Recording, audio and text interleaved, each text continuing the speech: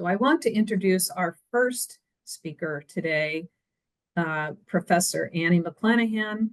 She is an associate professor at UC Irvine. She is a faculty co-director of UCI Lifted, UCI's prison education program. She's the chair of the Irvine Faculty Association and the co-director for the UC-wide Marxist Institute for Research. Her scholarly research explores the relationship between economy and culture, the intellectual history of orthodox and heterodox economics, and Marxist feminist theory. Her talk explores the history of service work as represented on popular television, arguing that contemporary TV registers the rise of Tipwork's economic uncertainty, not just in its content, but in its very form, through fragmented narratives and precarious protagonists. The title of her talk is Tipwork on Television, Service Work, and Precarity in Popular Media. Dr. McClanahan, the floor is yours. So I just want to begin by thanking Dr. Banks and Dr. Yellen so much for having me here and everyone who made this conference possible. It's really exciting, and I'm particularly glad to be able to be here with so many people whose work I admire so much. So thank you.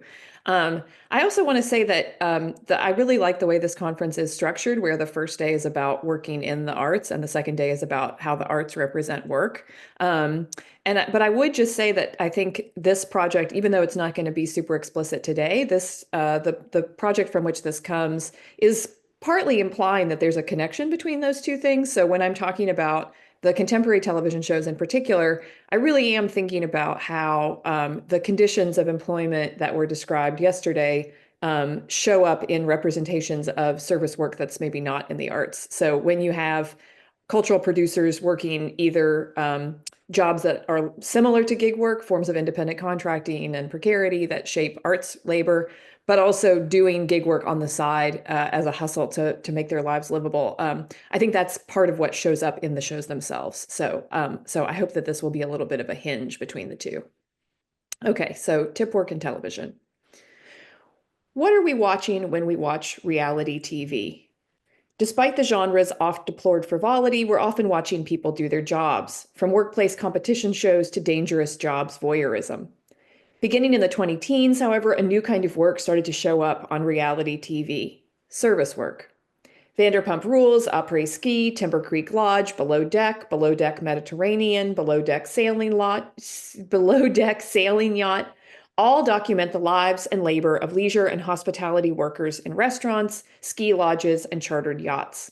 On these shows, we see workers trying to fulfill the needs, desires, and whims of wealthy customers and clients by doing jobs ranging from bartending to working as a deckhand. But something else interesting happens on most of these shows: the formal presentation and distribution of a tip. Although wages and salaries are rarely mentioned on other workplace reality shows, they are central to in-person service reality TV.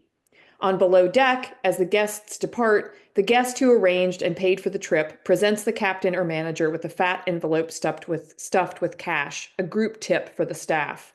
Later, at the tip meeting, the captain reviews their individual and group performance and, while they wait with bated breath, tells the staff the amount of the collective tip. By ending the storyline of each charter with this crucial moment of wage payment, Below Deck makes explicit that all the work done on the ship, from flirting to washing dishes, is a means to a monetary end. Moreover, because the amount of the tip is uncertain, its payment feels neither like a preordained moment of narrative closure, nor like the obligatory restoration of ethical equilibrium. Instead, by registering the payment of the tip as a moment of suspense, Below Deck draws our attention to the precarious experience of working for an unguaranteed and unpredictable wage. As the recent popularity of these shows suggests, tip work is on the rise. Employment in the full-service restaurant industry has grown almost 4 times faster than overall private sector employment in the last 3 decades. Today, more than 1 in 10 U.S. workers are employed in the leisure and hospitality sector, and more than 6 million restaurant and hospitality workers in the U.S. rely on tips. Tip wages are also crucial to the gig work sector. Most apps use a tip credit structure that counts tips towards guaranteed compensation. As of 2024, more than 7 million Americans were working a tip-dependent platform-based gig job. In total, then, roughly 10% of the U.S. workforce currently relies on tips, while nearly half of us have worked for tips at some point in our working lives. Yet when we talk about service work, we rarely talk about wages. And when we talk about wages, we rarely talk about tips. Most historians believe the modern practice of tipping was established in Britain during the early 18th century to supplement in-kind wages for household servants. Overnight guests in private houses would make small cash payments, called vails, to the domestic staff of the house to ensure that the servants would be as attuned to the temporary guests as to their permanent masters. The rise of coffee houses, restaurants, trains, and hotels in the 19th century meant that these services were no longer exclusively performed in private homes, but rather were increasingly conducted in public, and the practice of tipping survived and indeed enabled this historical transition.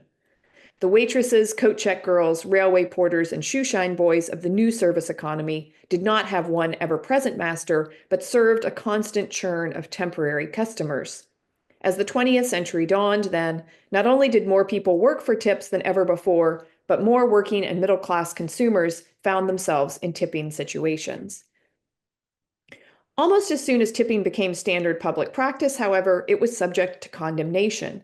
Even paying a tip could be degrading to the customer, while receiving them was even worse. A 1905 criticism of tipping, for instance, bemoans the waitress's, quote, meek and lowly yes sirs and no sirs. She makes the customer her superior by kowtowing to him. Tips and servility go together. The tip worker's willingness to render herself meek and lowly made her seem more like a serf or a chattel slave than like a wage worker. As the Orientalist term kowtow suggests, fears about tipping reflected anxieties about the increased employment of Chinese, Japanese, and Filipino immigrants in service sector jobs. Early 20th century reformers also saw tipping as both un-American and as an uncomfortable reminder of America's slaveholding past. William Scott's 1916 The Itching Palm, a study of the habit of tipping in America, for instance, anxiously worries that, quote, the Negro was servile by law and inheritance, whereas the modern tip-taker voluntarily assumes, in a republic where he is actually and theoretically equal to all other citizens, a servile attitude for a fee. For Scott, then, not only is tip working associated with slavery, but the black tip worker's servility poses a fundamental threat to the fiction of free labor. The fear that tips would foster servility was feminized as well as racialized. As the male-dominated manufacturing sector expanded rapidly, in-person service work was increasingly coded as women's work. Anti-tipping legislation tended to be framed not as labor reform, but rather as a way to protect female workers from sexual impropriety, in part because tipping was intimately associated with sex work. Waitressing was often judged a, quote, improper trade for women because tips were paid directly by the customer in cash. This made food service labor seem more intimate than other kinds of work, and tip wages more sexually exploitative than their hourly equivalent.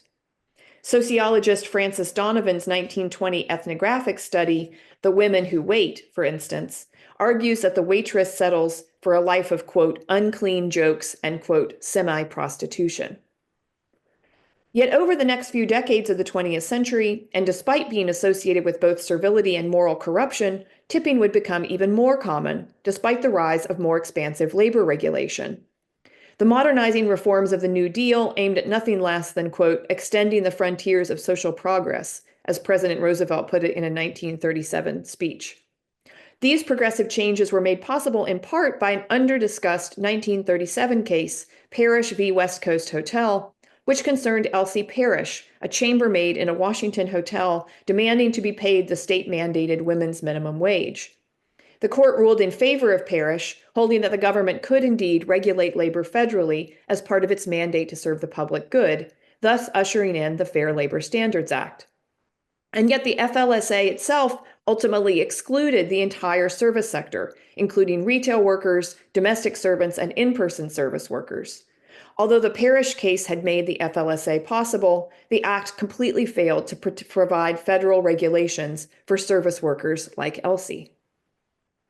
In 1966, large-scale amendments to the FLSA drew many service workers under wages and hours regulations for the first time. The debates on these inclusions were fierce, particularly when it came to tip workers. As one senator put it in a congressional debate, quote, "Their work hours are different, and there are a great many fringe benefits in connection with their work." Congressmen debated whether restaurant workers should be paid for time spent unproductively in washing their hands or waiting for customers to finish their meal. But the main issue in 1966 was around tips. Should they be considered part of wages, or were they simply an additional gratuity? The proposed solution was a tip credit wage that would allow employers to count tips as a credit towards a percentage of the federally guaranteed minimum wage.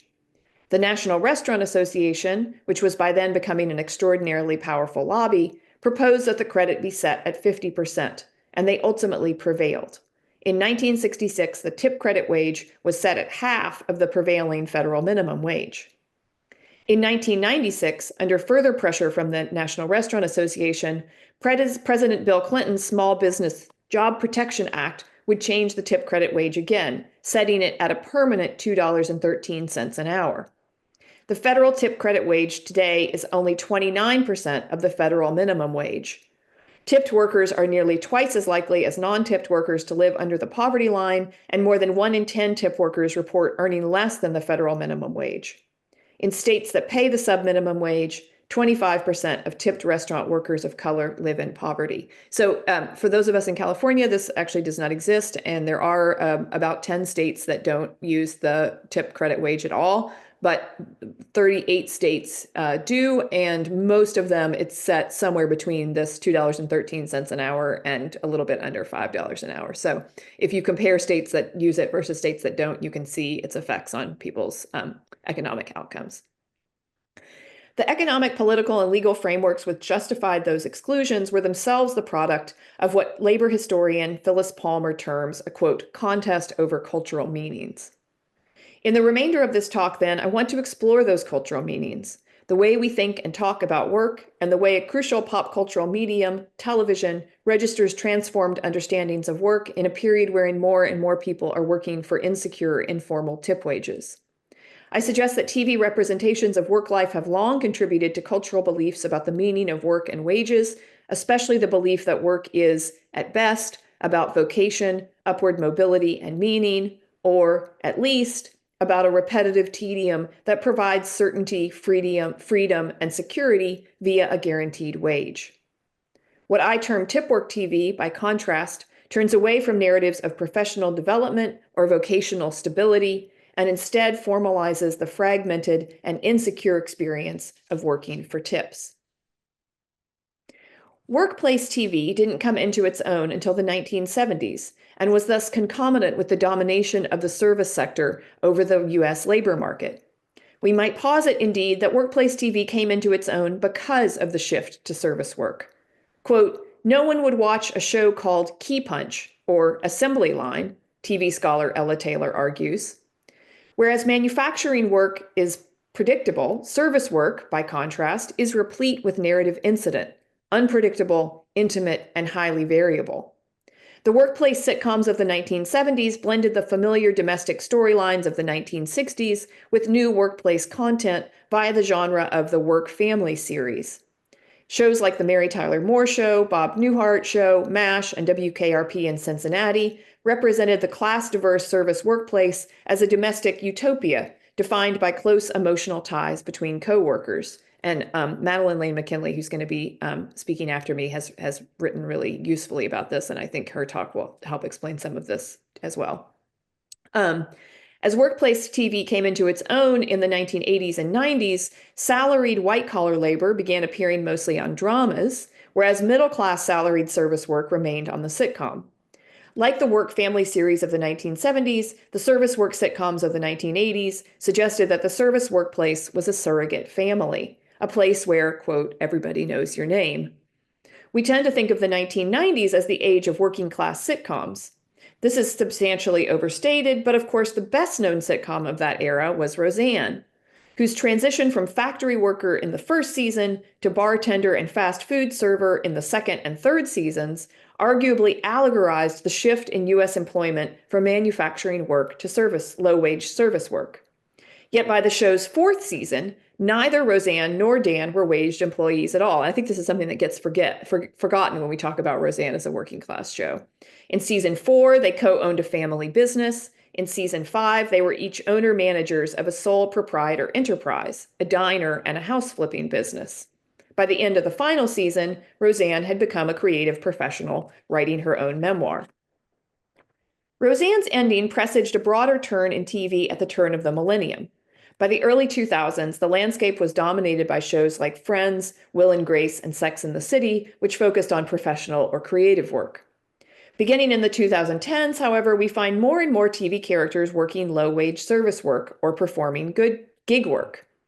American Vandal, Atlanta, The Bear, BoJack Horseman, Broad City, Crashing, Easy, Girls, The Good Place, High Maintenance, Insecure, It's Always Sunny in Philadelphia, Master of None, Party Down, Silicon Valley, Sex Lives of College Girls, Succession, Unbreakable Kimmy Schmidt, Togetherness, Two Broke Girls, Search Party, and White Lotus, to name only some, have all featured characters earning tips by driving for Uber, serving drinks, working for Instacart, making espressos, delivering consumer goods, and waiting tables.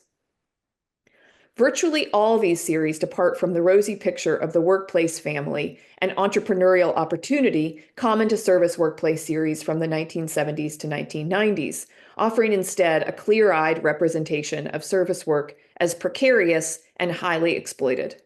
We find this clarity even on shows that are not explicitly about service work, but which are nonetheless committed to acknowledging its background presence in the lives of the rich, like the hit HBO dramas Succession and White Lotus. Succession's camera often lingers on the work being done behind the scenes, caterers folding napkins or bussers carrying stacks of dishes. On Succession, service workers are rarely given speaking lines, let alone plot lines, which seems intentional. Succession insists that a fundamental inequality structures both the material economy of its world and the narrative economy of its plot. Whereas Succession attends to the silent physical work performed in the background, White Lotus focuses on the emotional labor required of those who serve the vacationing rich. Yet on White Lotus, as on Succession, the serving class is important mostly insofar as they reflect the venality, the greed, the vacuity, or the desires of the served.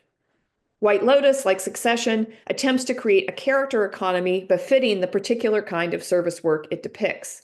Belinda, the massage therapist on season 1 of White Lotus, cannot be granted real emotional complexity on a show that also wants to grant emotional complexity to Tanya, the wealthy white woman Belinda must contort herself to please.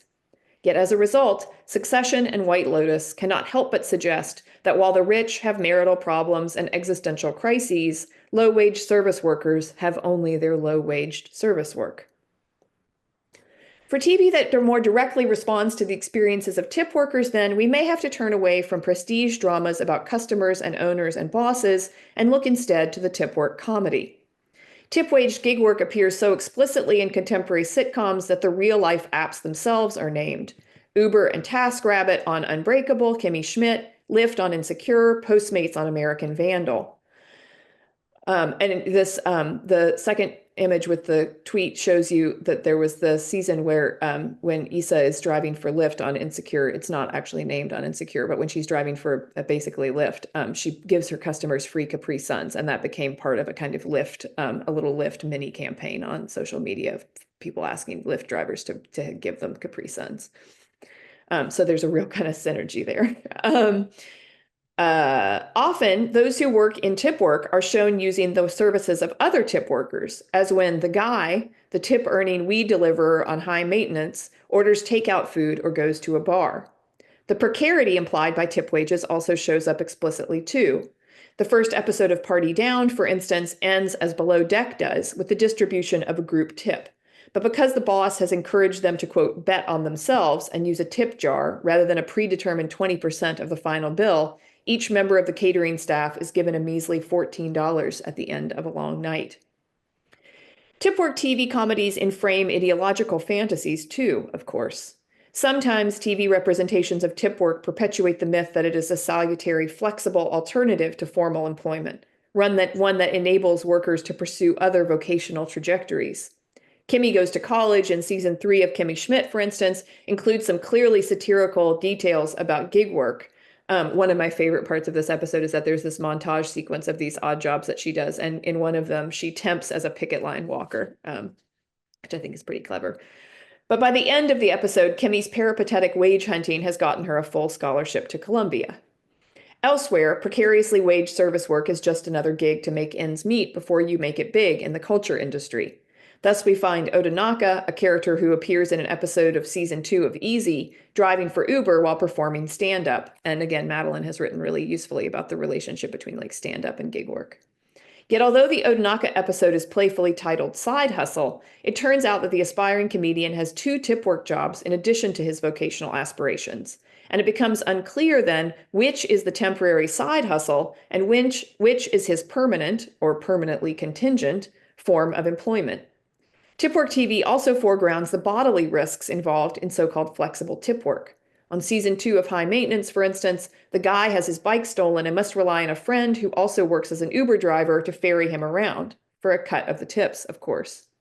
When the guy is badly injured on the job, we discover that he has health insurance only because his ex-wife agreed to keep him on her plan.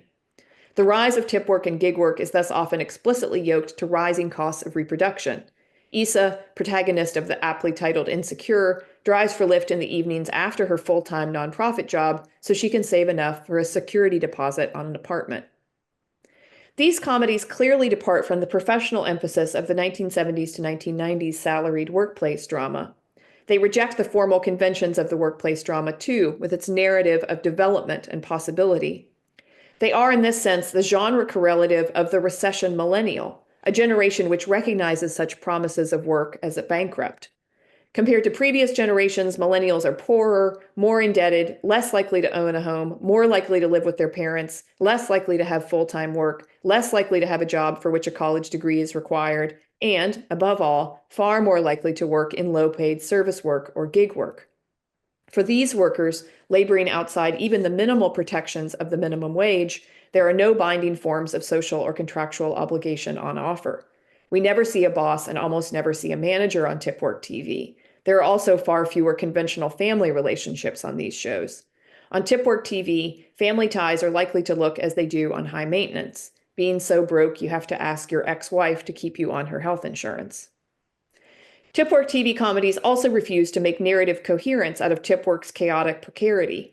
Instead, they embrace the sitcom's interest in the absurd, the embodied, and the surreal, as well as comedy's ability to register confusion, uncertainty, and the contrary emotional states that inevitably arise when one must pretend to feel one thing while actually feeling another.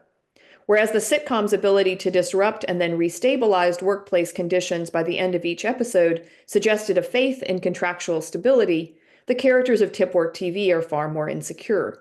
And whereas the sitcom has often tended to imagine a work life made livable and meaningful through what Madeline Lane McKinley describes as, quote, pranks, inside jokes, and other forms of casual everyday humor, and whereas it also reimagines the workplace as the site of either romance or familial intimacy, Tipwork TV offers a far less cozy account of working conditions, a far more attenuated faith in upward mobility, and a far less comfortable sense of employment's security. Tipwork TV is thus keyed to represent subjects whose working lives are defined by temporary and uncertain working conditions. It formalizes this insecurity by playing with narrative fragmentation and by resisting the prestige drama's tendency to relegate service workers to background. The New York I Love You episode of Netflix Master of None offers a particularly compelling example of this formalization. Generally, Master of None is a somewhat conventional Bildungsroman, following the protagonist Dev. But this episode departs from Dev and instead follows multiple characters: Eddie, a doorman, Maya, a bodega cashier, and Samuel, a taxi driver. The arc of the episode follows a kind of associative logic that shifts the service workers from background into the foreground. Dev passes Eddie on the street, and we immediately shift to Eddie's plot. We leave Eddie behind as he walks past Maya's bodega, and Maya is second in line for Samuel's cab. In a powerful sequence about the relationship of these, sorry, I forgot to put these up. Okay. In a powerful sequence about the relationship of these minor characters to the economy of the city and to the economy of plot, a resident of the building Eddie works at shouts at him, "You have one job to do, one," to which Eddie replies, Actually, sir, I have many different jobs for many different people. Although denied developed protagonicity, Eddie is thus the real jack of all trades evoked by the series title. So these are some of the features. What effective comportment is required to survive this wild inconstancy? Tipwork TV is comic to be sure, but its characters are not comedic fools. Subject to constant change, indeed existential peril, the tip worker must instead embody the detached endurance of tragicomedy. The literary critic C.N. Nye has argued that service work is most effectively represented by characters like Jim Carrey in The Cable Guy, by zany figures whose wild energy registers service work's blending of work and play, and whose bodily contortions reflect the demand that service workers be constantly flexible. We certainly see this type of zaniness in Tipwork TV, especially shows like Broad City and Kimmy Schmidt. Yet the contemporary Tipwork comedy also captures a more muted way of being in the world, the pragmatic disconnection necessary to endure tipwork when one has no fantasy of escaping from it. An affable but flat affect likewise permeates the Tipwork comedy's pragmatically passive non-protagonists. In High Maintenance, for instance, the guy is the center, but never the agent, of an essentially plotless narrative. Even his namelessness indicates a refusal of conventional developmental characterizations. He is both every man and every man he has to be, defined purely in anonymous relation to those he serves. I'm going to call the guy. Moreover, the guy's affective mood features none of the zany's coked-up stimulation, but instead features the more passive stoner stoicism of a world without upward mobility. In an episode from the first season titled Trixie, for instance, so this is one of the webisode episodes, so it's actually sort of called season 0. We meet a young couple who work in restaurants but supplement their low wages by renting out a space in their tiny apartment on Airbnb. Typical recession millennials, they become gig work hoteliers and thus sacrifice sanity for a modicum of security. We were going to be adults this year, live by ourselves, and I don't know how we're going to pay the rent unless we do this. Stressed out, they call the guy to deliver some weed and invite him to sit in their cramped loft and smoke with them while they all talk about their jobs. I'm never doing another service job again, ever, the guy says emphatically, only to correct himself in stoner trail-off. Well, I mean, I guess this is a service job, but... The guy's disconnected geniality is nothing like Nye's excessive zaniness, perhaps because, like many service workers, he is a service worker who often serves other service workers. His stoner chill thus registers as a gesture of solidarity towards his tip-working customers who need no tip-soliciting performance. The guy's affect doesn't suggest an indistinction between work and play, but rather a blurring of the character positions of server and served. As we discover later in the same episode, it also suggests the passive pragmatism necessary to endure the fragmented experience of precarious labor under many masters. The unnamed female customer of the guy in the episode tells a story about a particularly bad night waiting tables. I'm bored, I'm alone, so I'm trying to engage them. I bring them their enchiladas and they eat and then leave with their whopping 8% tip. Then they leave and I'm sitting there just like reading my Jane Austen novel, and then 10 minutes later she comes back in. The story ends with the customer making a rude sexual gesture at the waitress while slamming the door. Here we see the kind of emotional distance necessary to endure a certain kind of tip work, a distance that has less to do with an incessant flow of activity and more to do with prolonged experiences of boredom and routine punctuated by unpredictably hostile encounters. To survive this sort of time discipline, the series suggests, it is necessary to separate oneself from the experience entirely. Offered in a tone of emotional distance and without either punchline climax or narrative closure, the unnamed server's story recalls the asynchrony and irregularity of shift time that made restaurant work seem unregulatable. The wage implied a relatively clear and stable social relation, and thus also made clear the antagonism between bosses and employees. Such stability are not always available to tip workers and gig workers, as when the bartender calls an Uber to get to work, or the Postmates deliverer stops for a drink on her way home. Yet this confusion also opens up new forms of political belonging, including forms of solidarity. New York, I Love You ends with a modest but remarkably powerful image of marketplace mutual aid, theft, among the marginally employed. One of Samuel's friends who works at a fast food restaurant opens the restaurant and steals food for Samuel and a group of randomly met acquaintances.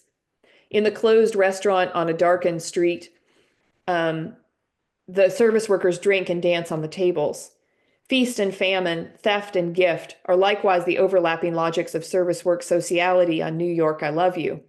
We find a similar image of service workers oscillating between precarious survival and bacchanalian surfeit on an episode from season 4 of Broad City, punningly titled Just the Tips.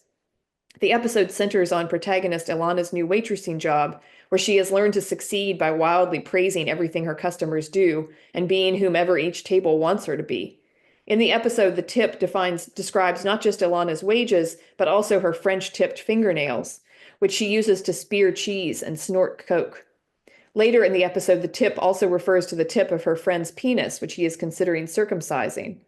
Just the Tips thus exaggerates and literalizes the connection between tip work and affective or bodily intimacy. Its broad humor recalls the genre Rebecca Wanzo influentially terms the precarious girl comedy, in which characters' association with gross materials is a sign of emotional and economic insecurity. This episode similarly uses body comedy to think about the relationship between service work and the body of the service worker, but with less self-abasing pathos and more utopian pleasure. Ilana piles her tip cash on the bed and rolls around naked in it. At the end of the episode, she goes on a tipping spree of her own, flirtatiously stuffing the cash she's been given in tips into the back pockets and shirt collars of the male caterers and bartenders at a party. Here, the connection between service work and the erotic body becomes a way to celebrate the horizontal intimacy of tip wages, which promiscuously flow from one tip worker to another in a kind of mutual aid. To the extent that low-wage work shows up on TV, I have suggested it shows up mostly as service work. The variability, intimacy, and uncertainty of service work made it hard to regulate, but easy to narrate. The service workplace TV of the 70s and 90s reckoned with the challenge of understanding service work as work by suggesting that the service workplace wasn't really a workplace at all, but instead a haven in a heartless world. As low-wage service work came to occupy a greater share of the occupational field in the first decades of the 21st century, however, service workers themselves began to show up in new ways on TV. On dramas, in-person service work is its own kind of hidden abode. On series like Succession and White Lotus, in-person service workers make life and narrative possible for owners and bosses, customers and clients. But on tip work comedies, episodic narratives characterized by dispersal rather than development and fleeting encounter rather than extended association formalizes the experiences of a service working class defined by precarity, defined, that is, by exclusion from the formalized regulated wage. Thank you.